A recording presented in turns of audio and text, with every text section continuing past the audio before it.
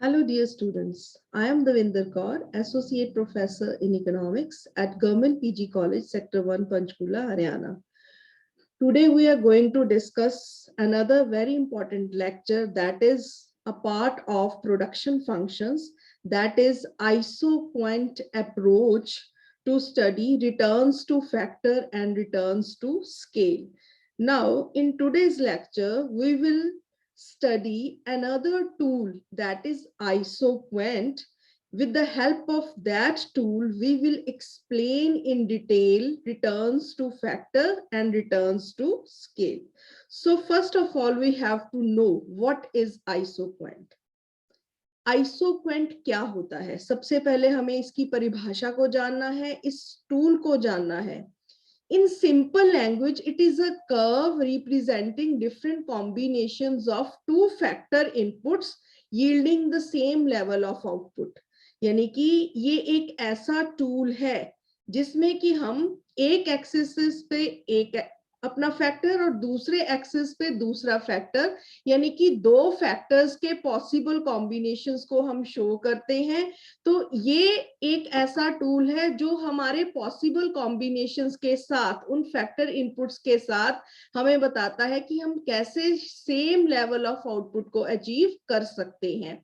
So it is a technical relation showing how inputs are converted into output, कि कैसे हम अपने inputs की मदद से आउटपुट को अचीव करते हैं. तो एक तरह से ये एक एफिशिएंसी रिलेशन है. कैसे? क्योंकि ये एफिशिएंट कॉम्बिनेशंस को दिखाता है जिनके द्वारा कि हम मैक्सिमम अमाउंट ऑफ आउटपुट को अचीव कर सकते हैं with the given amount of inputs.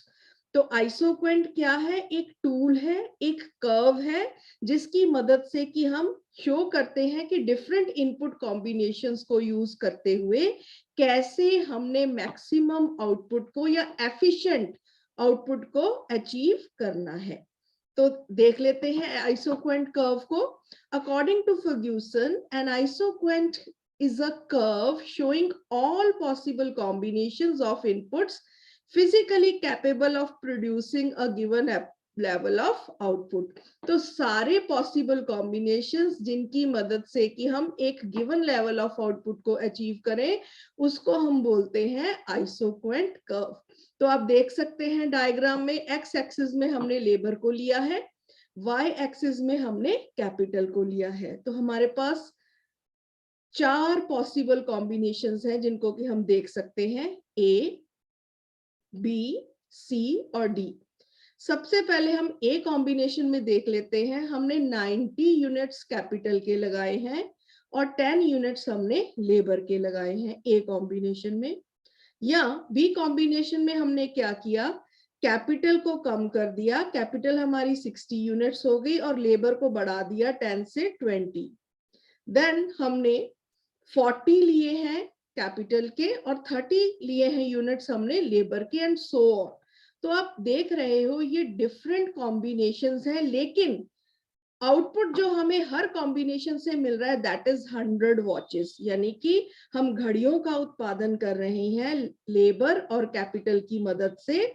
और चाहे हम 90 यूनिट्स कैपिटल के लगाएं और 10 लेबर के, या हम 30 यूनिट्स कैपिटल के लगाएं और 40 लेबर के, लेकिन हर एक कॉम्बिनेशन हमें आउटपुट सेम दे रहा है, दैट इज 100 वॉचेस. तो जब हम इन कॉम्बिनेशंस को ज्वाइन कर लेते हैं तो जो कर्व हमारा बन रहा है IQ, इसको हम बोलते हैं isoquant. This is an isoquant curve. So it is a curve showing all possible combinations of inputs. कौन से input? Labor and capital, that is capable of producing a given level of output. Which output? Watches. So now it's time to explain returns to scale with the help of isoquants. मैं एक छोटी सी revision आपको देना चाहती हूँ. Returns to scale क्या है? ये लॉन्ग रन फिनोमिना है जिसमें कि हम सभी अपने फैक्टर इनपुट्स को चेंज कर सकते हैं. सभी फैक्टर इनपुट्स वेरिएबल होते हैं, हम उनके स्केल को बढ़ा सकते हैं और हम उसको सेम लेवल, सेम प्रोपोर्शंस के साथ बढ़ाते हैं. तो रिटर्न्स टू स्केल के बिहेवियर को देखने के लिए हम आइसोक्वेंट अप्रोच का इस्तेमाल करते हैं. सो what is returns to scale? It refers to the behavior of output in response to change in scale of operation of a firm when all factor inputs are changed in some constant proportion given the state of technology. वही जो अभी मैंने आपको बताया कि आपको technology अगर given है, आपको पता है कि आपने कितनी लेबर कितनी कैपिटल का इस्तेमाल करना है, गिवन है, फिक्स्ड है, तो आप सेम प्रोपोर्शंस में इनपुट्स को चेंज करते हुए अपने आउटपुट का रिस्पांस देख सकते हो कि what will happen to the output, कि जब हम इनपुट्स और आउटपुट्स में चेंजेस लेकर आएंगे. तो ये हम अब देखेंगे changes with the help of isoquant curve. तो सबसे पहले अजम्पशंस है कुछ हमारी. अब यहाँ पे हम सिर्फ दो ही फैक्टर्स को ले रहे हैं. व्हाई? मैंने पहले भी ये बात की थी अपने प्रीवियस लेक्चर में.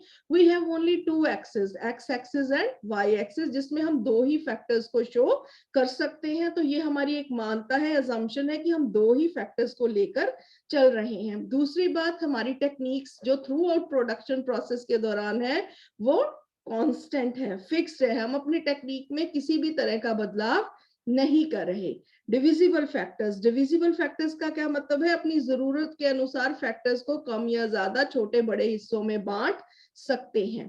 Then possibility of technical substitution, हम एक फैक्टर को दूसरे फैक्टर के साथ अदला बदली कर सकते हैं, यानी कि हम लेबर की जगह कैपिटल का इस्तेमाल और कैपिटल की जगह लेबर का इस्तेमाल कर सकते हैं. They can be substitute. Efficient combination, हम ये मान के चलते हैं कि जितने भी हमारे कॉम्बिनेशन है वो एफिशिएंट है. एफिशिएंट कॉम्बिनेशन कौन सा कॉम्बिनेशन होता है? जो हमें मैक्सिमम आउटपुट देता है.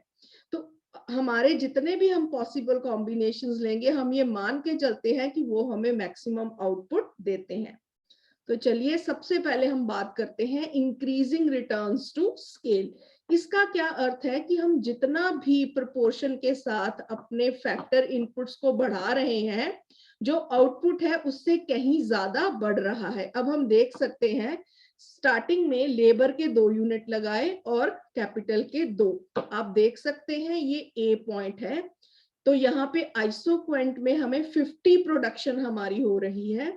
अब हमने क्या कर दिया, 100% यानी कि डबल कर दिया हमने. लेबर 2 से 4 और कैपिटल 2 से 4, दोनों को सेम प्रोपोर्शन में बढ़ाया. तो आउटपुट भी डबल होना चाहिए. 50 का क्या होना चाहिए? 100. लेकिन यहाँ 100 से भी ज्यादा बढ़कर आउटपुट कितना हो गया? 120.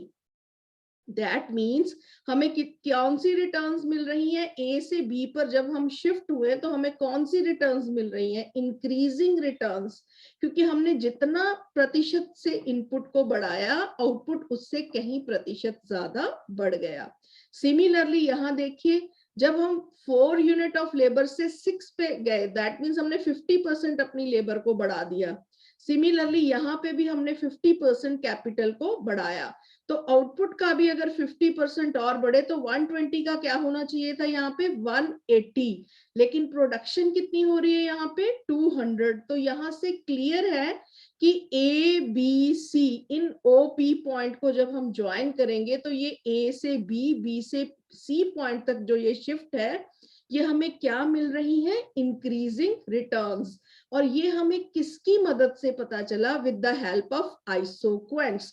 हमने देखा फर्स्ट आइसोक्वेंट पे हमें प्रोडक्शन 50 मिल रही है, देन 120, देन 200. तो ये क्लियर है कि हम जिस प्रतिशत की दर से, जिस प्रोपोर्शन से हम अपने इनपुट्स को बढ़ा रहे हैं, हमारा आउटपुट उससे कहीं ज्यादा तेजी से बढ़ रहा है. तो ये है हमारी increasing returns to scale. Then comes constant returns to scale. अब constant returns to scale में भी क्या हो रहा है? जिस प्रतिशत की दर से हम अपने इनपुट्स को बढ़ा रहे हैं, आउटपुट सेम उसी प्रतिशत से बढ़ रहा है. देखिए, हमने 100% इंक्रीज की लेबर और 100% ही इंक्रीज की कैपिटल, यानी कि डबल हो गई लेबर, डबल कैपिटल और आउटपुट भी डबल हो गया. 50 से बढ़कर कितना हो गया? 100. नेक्स्ट हमने 50% इंक्रीज की लेबर में, 50% इंक्रीज की कैपिटल में, आउटपुट कितना बढ़ा?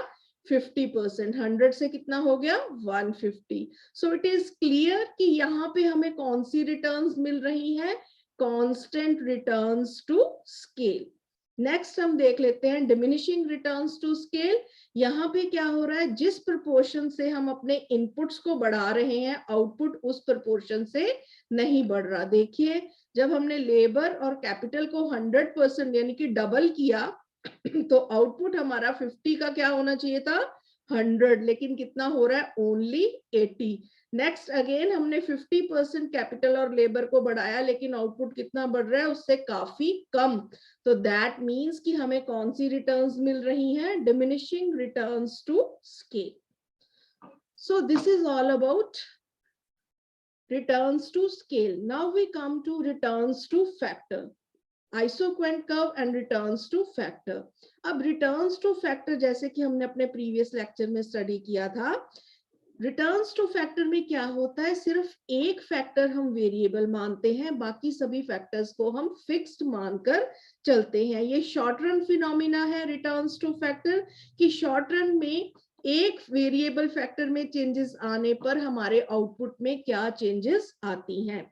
सो देख लेते हैं, returns to a factor studies the behaviour of output in response to changing applications of one factor of production other factors remaining constant, कि कैसे एक फैक्टर के बदलाव से हमारे प्रोडक्शन में हमारे आउटपुट में क्या चेंज आता है।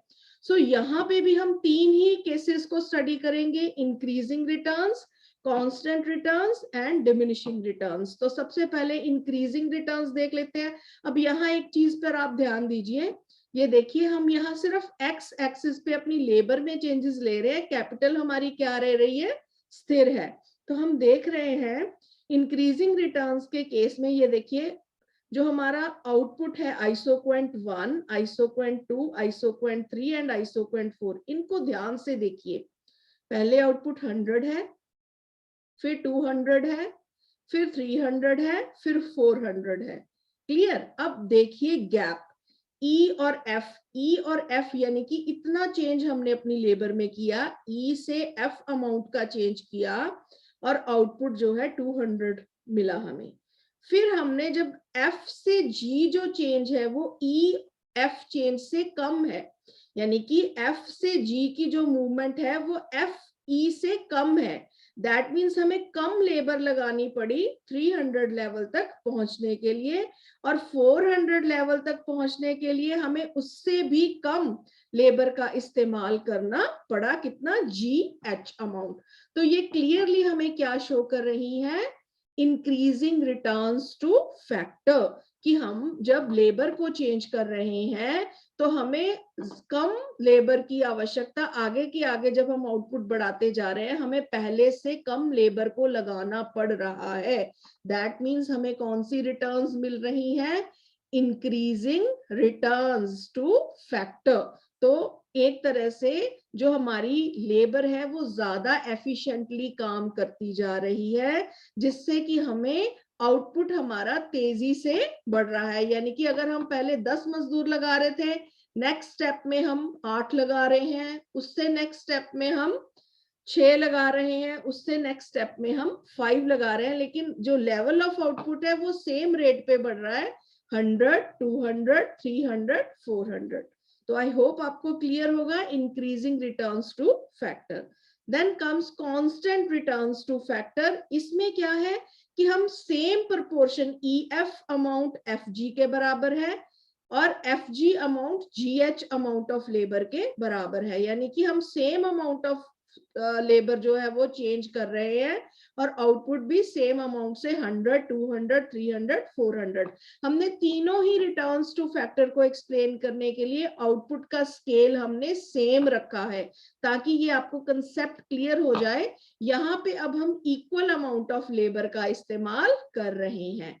Then next comes diminishing returns to factor. इसमें हम पहले से ज्यादा लेबर, अगर हमने स्टार्टिंग की ई एफ लेबर से, अब नेक्स्ट 200 से 300 लेवल आउटपुट तक पहुंचने के लिए हमें आगे से ज्यादा लेबर का इस्तेमाल करना पड़ रहा है, एफ जी, और उसके बाद नेक्स्ट अगेन एफ जी से ज्यादा हमें जी एच अमाउंट ऑफ लेबर का इस्तेमाल करना पड़ रहा है।